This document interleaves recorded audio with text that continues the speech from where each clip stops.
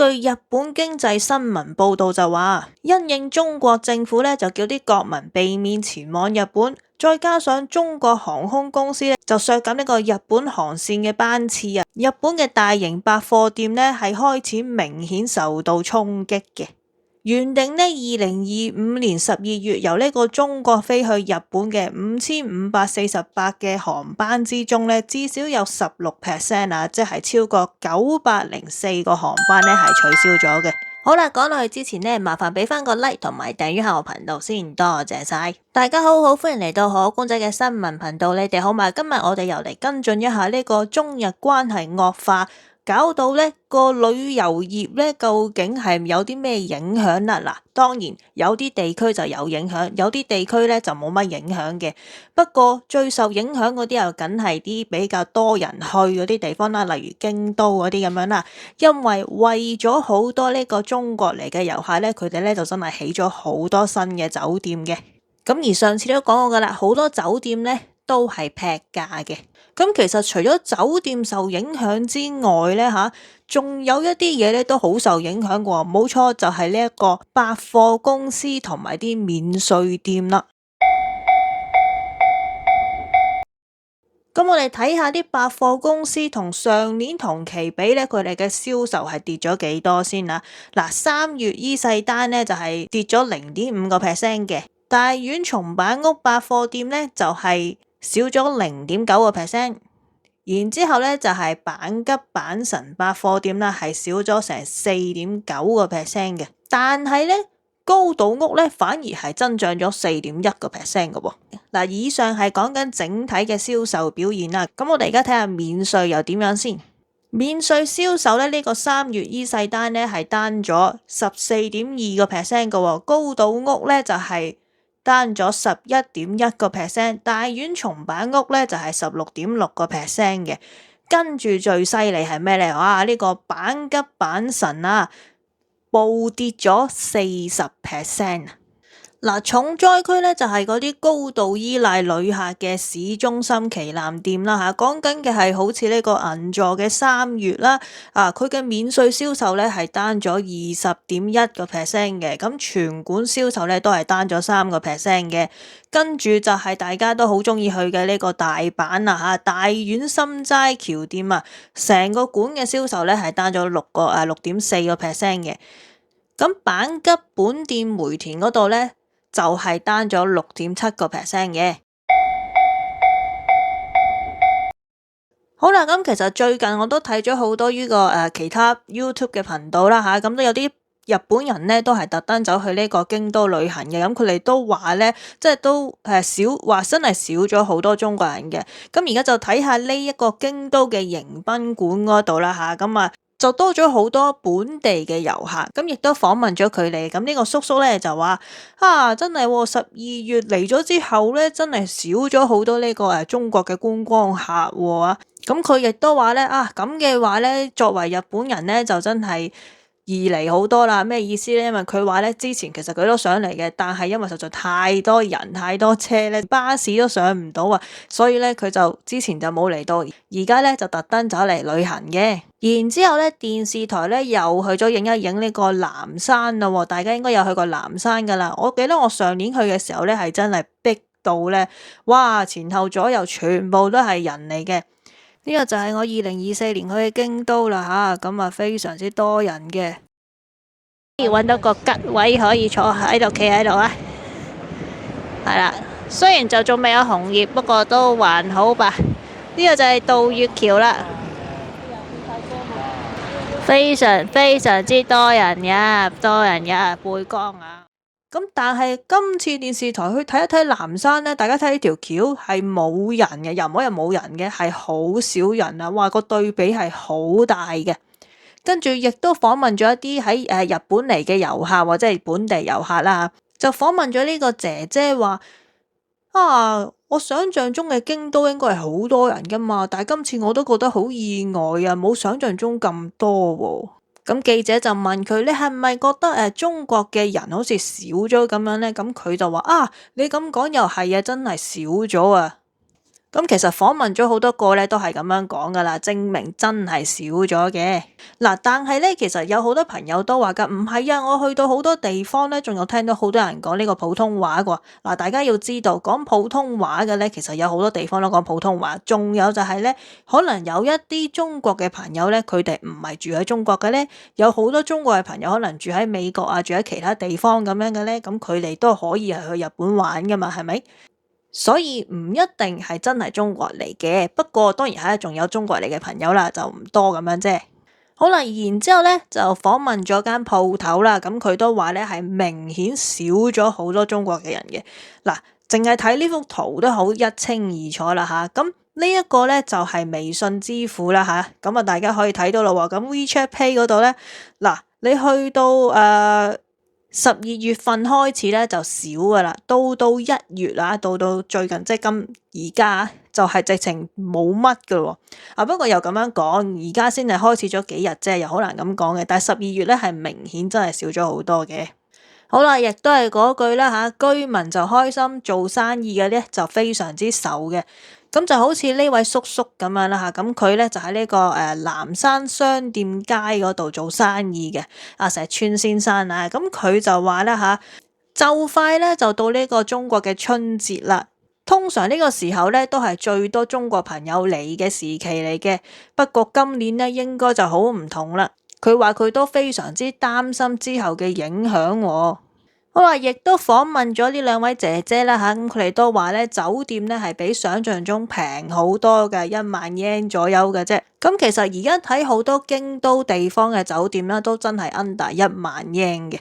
大家我哋又嚟睇下最近京都嘅酒店幾多錢啊！嗱，啱啱就過咗呢個新年假期啦吓，咁可能呢啲酒店呢就會平翻好多嘅，應該係話呢之前已經平咗好多噶啦。咁而家我哋睇一睇，嗱就當啦，今日係1月7號啦。嗱，我就當我聽日開始入住啊，就喺呢個京都府嘅京都市嗰度，大家睇一睇咯。第一個最平呢係2字頭嘅啫吓，2500幾 yen 都有啊。不過就3星嘅，但係3星喺日本嘅酒店嚟講呢都唔差噶啦，我覺得。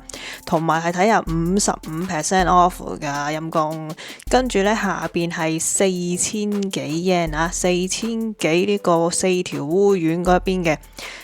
呢個咧都係16% off 啫，咁即係平時都唔係話太過貴嘅。跟住全部咧好多啦，都係 under 10000yen嘅。嗱，咁可能比較遠嘅地方啦吓，呢啲我就唔知啦。咁我哋就 zoom 大啲睇一睇先。好，大家睇下呢一度啊，清水寺附近咧最貴見到12000yen，然之後咧。4000幾 yen， 5000幾、3000幾、3000幾好似少啲。呢個2900呢個咩嚟嘅呢個？呢個好似幾靚咁喎，好多 star 喎，佢都話4.4 rating， 我都有唔差唔差。所以我而家又諗緊，哎呀死啦，係咪真係又要去京都呢？吓？唔去係咪好蝕底呢？覺得有呢個新聞報道就話咧，可能呢一年都會比較少呢個中國嘅遊客噶啦。咁好多而家酒店呢，特別係京都都叫苦連天嘅。咁酒店業界都話噶啦，好似上次咁樣講噶啦，因為而家呢少咗好多呢個中國嘅團體嚟啦，即係中國團嚟啦吓，咁所以呢，佢哋就要開始劈價減價，大家鬥平啦。但係咧，有一啲地方咧，亦都唔係好受影響噶。例如呢一間連鎖嘅酒店咁樣啦吓，呢間嘢我都幾中意去住嘅，因為佢張台咧係用電腦係非常之好嘅。呢個酒店咧，大家應該有去過啊，因為非常之出名嘅。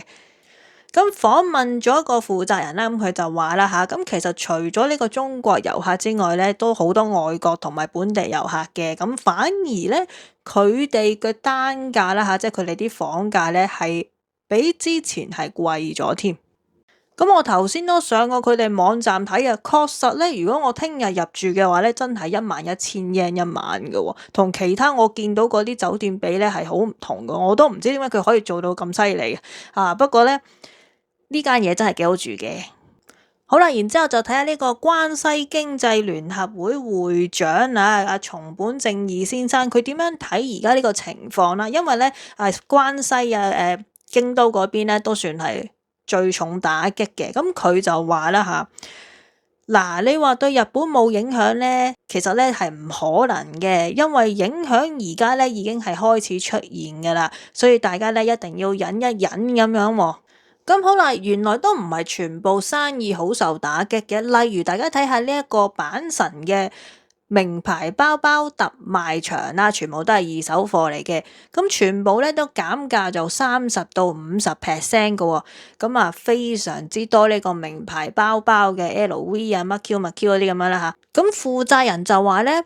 係對比之前嗰啲年嚟講啦嚇，今年咧係最多人同埋咧都賣得最多嘅喎，係多咗好多本地人嚟買呢啲名牌包包喎。所以究竟呢個中國團咧少咗嚟咧係好大影響啦，定係小影響啊？咁自己諗啦嚇呢啲嘢。總之咧，我咧就見到咩話俾你聽嘅啫。原來除咗京都受咁大打擊之外啦嚇，原來咧呢一個岐阜縣嘅高山市咧嗰啲商鋪咧都開始叫苦連天啦。咁呢度咧都係賣啲傳統嘅煎餅啊、手信啊，總之係一條好傳統嘅老街啦。咁通常啲遊客都好中意去逛呢啲地方嘅。咁亦都訪問咗呢間老鋪啦嚇，咁佢就話咧嚇，年頭年尾咧幾乎咧都冇乜呢個團體客啦。佢講嘅年頭年尾係而家啦，同埋12月份左右啦，年尾啦。咁佢話咧中國客咧大概咧係得1成嘅啫。甚至咧係接近零嘅，咁佢話咧，如果今年繼續係咁嘅咧，我覺得咧影響會相當之大咯。咁佢就話，因為呢個中國嘅觀光客咧，以前咧係佔整體嘅一半左右嘅，咁今年咧直情係冇添，銷售額咧係跌咗20%嘅，咁對一啲細鋪嚟講咧，20%其實都好犀利噶啦。咁啊，店長都話啦嚇，春節啦嚇，上年嘅春節咧就好多中國朋友嚟嘅，咁啊都賣咗好多嘢嘅，嗰時嘅業績咧都非常之好嘅。佢話今年如果繼續係咁嘅話咧，就真係唔敢想像咯。好啦，呢度有個統計就係2024年咧去高山市嘅外國人住宿數啦嚇，即係幾多外國人喺嗰度住啦，咁就係咁樣嘅。台灣咧就有10萬人左右啦，中國就有6萬幾嘅，香港都4萬9㗎。香港人都好中意去高山喎嚇，有咩玩咧？我好似冇去過。咁電視台亦都影下條街咧，就話真係唔係好覺眼有中國嘅觀光客喎。咁亦都訪問咗啲日本人啦，就話咦係喎，我住咗2晚，真係唔覺眼有中國人喎。咁亦都訪問咗另一位觀光客啦，咁佢就話咧，佢都擔心呢個旅遊業嘅，因為如果經濟向下走嘅話，就會令人對呢個日本整體經濟感到不安喎。咁睇嚟咧，普通市民咧都開始有少少擔心呢個經濟啦。好啦，另外又訪問咗個店主啦，咁佢都話啦吓，真係少咗好多好多中國朋友啊。咁佢就話咧，反而而家歐美嘅人咧就比較顯眼啊，所以感覺上好似多咗咁樣啊。咁而佢都好得意嘅喎，呢個店長咧嚇，佢係學識好多種語言嘅喎，去招呼客人嘅。當然啦，非常之簡單嗰啲啦，即係你好啊嗰啲咁樣嘅。咁今次咧，佢就學識咗呢個西班牙話啦。咁佢話佢之前咧都仲有學呢個法文啊、意大利文啊，學咗成27個語言嘅。咁全部都好簡單嘅啫，就可以接客用嘅。佢個待客之道都唔差喎，真係。我哋又睇下呢邊嗰啲酒店而家點樣先啦。咁訪問咗一間酒店先啦。咁佢就話咧，今年咧係真係冇中國客嘅。雖然佢講今年啦，先至係6-7日左右啦吓。不過正常嚟講咧係冇乜可能冇嘅。但係今年咧係真係冇喎。咁佢話咧係多咗，應該係話全部咧變晒一啲個人客啊，即係唔係旅行團啦，全部都係自己嚟旅行嗰啲啦。咁好啦，另一間酒店影響咧係非常之大嘅，大家可以睇到略睇下呢一個 email 啊，佢冇 show 晒出嚟，但係我及到少少就係話咧，因為呢個中日關係惡化啦，咁所以就要 cancel 嘅，就要就話唔好意思要取消啲房嘅，咁因為呢個負責人就話啦吓，中國人即係中國團嗰個取消率咧係差唔多全部啊。佢話佢間酒店差唔多全部都係即係90% 以上都係中國客，全部都 cancel 咗，所以對佢嚟講係打擊非常之大嘅。咁佢就話咧，最令人覺得可惜咧，同埋最唔甘心嘅係咩咧？就係咧就係咧臨近呢個入住日期嘅時候咧嚟取消啊！佢話以前咧係從來都冇發生過嘅喎。咁佢話咧本應咧最繁忙嘅年末年始啦，即係年頭年尾啦嚇，都唔知點捱啊！咁佢繼續話，佢哋覺得咧唔可以再用以前嗰一套嚟經營噶啦，一定要諗啲新措施出嚟。例如係咩咧？就係推出一啲方案啦，包2餐住宿啊等等嘅，咁就希望咧可以轉個目標咧去啲個人嚟旅行嘅朋友啊，即係唔再 target 啲旅行團咁。咁最尾咧呢一個酒店職員都話啦，睇下點樣可以唔靠中國啦，睇下自己點樣經營落去啦。咁電視台記者佢哋傾偈咧都話啦嚇，最近佢出街咧真係少咗聽呢個中文嘅，真係冇乜普通話嘅。好啦，咁順便啦嚇，電視台咧亦都介紹本地人去邊度旅行好喎，話而家咧去京都就唔錯啦，因為咧非常之平嘅嚇。同埋佢話金澤都 OK 喎，都平咗喎啲酒店咁喎。咁金澤好似去過一次就唔記得有咩玩啦，大家應該有冇去過呢？金澤有咩玩呢？好啦，今日嘅新聞報道講就係呢一度啦嚇。越睇得多呢啲咁嘅新聞咧，就越搞到我心思思，真係即刻想執行李去旅行。不過實在太忙啦，行開一陣都唔係好掂啊。但係唔去我又覺得好蝕底喎，尤其而家京都咁樣係嘛，南山嗰度咁樣冇人發，真係唔知幾多年前嘅事咯。我就係記得我上年去嘅時候同屋企人去啊嘛，哇，多人多到真係你邊度影相後邊都會有個人。同埋逼到咧，我都唔明，直情已經冇晒啲乜嘢風情啦，已經唔係我睇柯南入邊嗰個京都啦，即係冇嗰種感覺啦，已經啊。好啦，都係嗰句啦嚇，居民就開心，但係做生意嗰啲咧就好愁嘅，咁就睇下啦。如果睇個大嘅 picture 嘅話咧，咁可能對經濟咧都會有少少影響嘅。咁希望佢哋可以諗到其他辦法，唔使淨係靠一樣嘢生存落去啦。好啦，我仲有幾個頻道嘅，有興趣嘅朋友都可以去訂閱一下。走先啦，係咁先啦，下次再傾啦，拜拜。